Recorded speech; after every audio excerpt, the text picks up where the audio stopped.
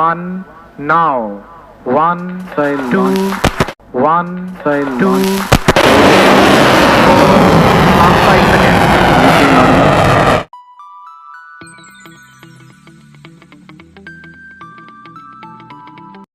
दोस्तों चाइना खुद स्वीकार करने के लिए मजबूर हो गया होगा कि ये जो भारत है ये 1962 वाला भारत बिल्कुल भी नहीं है। जी हाँ, मैं आपको बता दूं कि 1962 में हमने हमारी पूरी ताकत का इस्तेमाल नहीं किया था।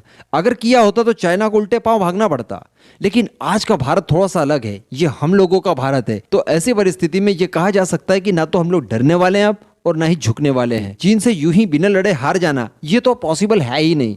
मैं आपको बता दूं दोस्तों कि भारत ने एक ऐसी मिसाइल को डिप्लॉय कर दिया है जो केवल 400 सेकंड के अंदर चीन के किसी भी एरिया को बड़ी आसानी से डिस्ट्रॉय कर सकती है, पूरी तरह से खत्म कर सकती है। जी हाँ, ये वीडियो काफी इंटरेस्टिंग होने वाला है, एकदम एंड तक इस वीडियो को जरूर देखते रहिएगा। और हमारे सुरक्षा बलों का मनोबल बढ़ाने के लिए कमेंट बॉक्स में जय हिंद लिख दिया करो यार। दोस्तों हमारी शौर्य मिसाइल, ये मिसाइल हर जगह बहुत पॉपुलर है। शौर्य और सूर्य में थोड़ा सा कंफ्यूज मत हो जाइएगा, क्योंकि सूर्य मिसाइल एकदम अलग ही मिसाइल है। वो एक कॉन्सेप्ट है या फिर एक कॉन्स्पिरेसी है, अभी तक उसको लेकर कोई भी डिक्लेरेशन नहीं है। जबकि शौर्य मिसाइल जो है वो एक टैक्टिकल बैलिस्टिक मिसाइल है जिसकी स्पीड हाइपरसोनिक है। जी हाँ, ये जो शौर्य मिसाइल, इसकी स्पीड 7.5 मैक है, 7.5 मैक। इतनी स्पीड से ये अपने दुश्मन की ओर बढ़ती है। तो कुल मिलाकर इसकी स्पीड इतनी ज़्यादा है कि कोई भी एयर डिफेंस सिस्टम इसे ट्रैक कर ले, इंटरसेप्ट कर ले, पॉसिबल नहीं है।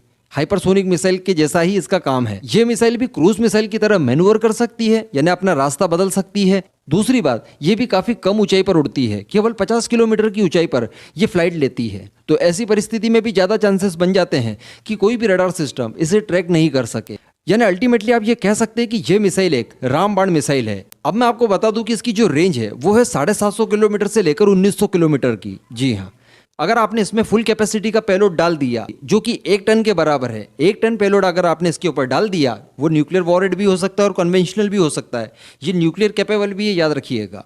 तो अगर आपने 1 टन पेलोड इसमें डाल दिया तो ये कम दूरी तक जाएगी, यानी 750 किलोमीटर जाएगी। लेकिन आपने अगर इसमें पेलोड कम कर दिया तो आप इसे 1900 किलोमीटर तक भी भेज सकते हैं। तो अगर आपने इसे फुल लोड कर दिया है तो ये अपनी जो मिनिमम दूरी है 750 किलोमीटर, वहां पर 400 सेकंड में पहुंच जाएगी। 400 सेकंड के अंदर उस एरिया में पहुंचकर वहां पर तबाही मचा देगी। और अगर आपने पेलोड इसमें कम कर दिया है तो ये 700 सेकंड्स के अंदर 1900 किलोमीटर का ट्रैवल करके 1900 किलोमीटर दूर अपने टारगेट को डिस्ट्रॉय कर देगी। ये कैपेबिलिटी है इसके अंदर, यानी ये पूरी तरह से एक हाइपरसोनिक मिसाइल है, आप इतना जान लीजिए। इसी के साथ साथ दोस्तों इसकी एक्यूरेसी देखिए। मैं आपको बता दूं कि इसकी एक्यूरेसी 10 से 20 मीटर की है।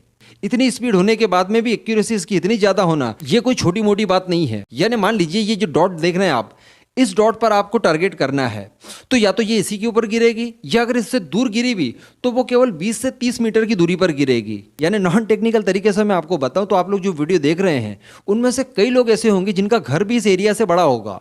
तो किसी बैलिस्टिक मिसाइल की एक्यूरेसी इतनी ज़्यादा होना, 10 से 20 मीटर के अंदर होना, ये बहुत बड़ी बात है। ये उत्तम क्वालिटी की एक्यूरेसी हो गई।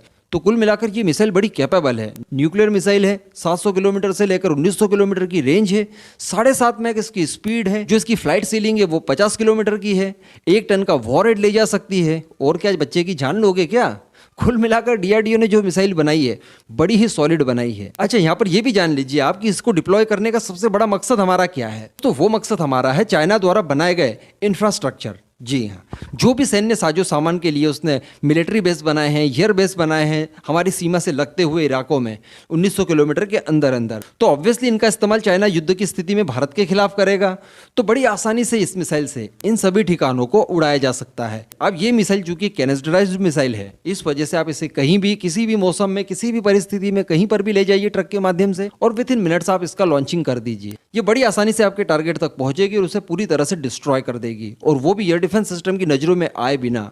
इसके लिए हमें डीआरडीओ को थैंक यू बोलना चाहिए। जय हिंद।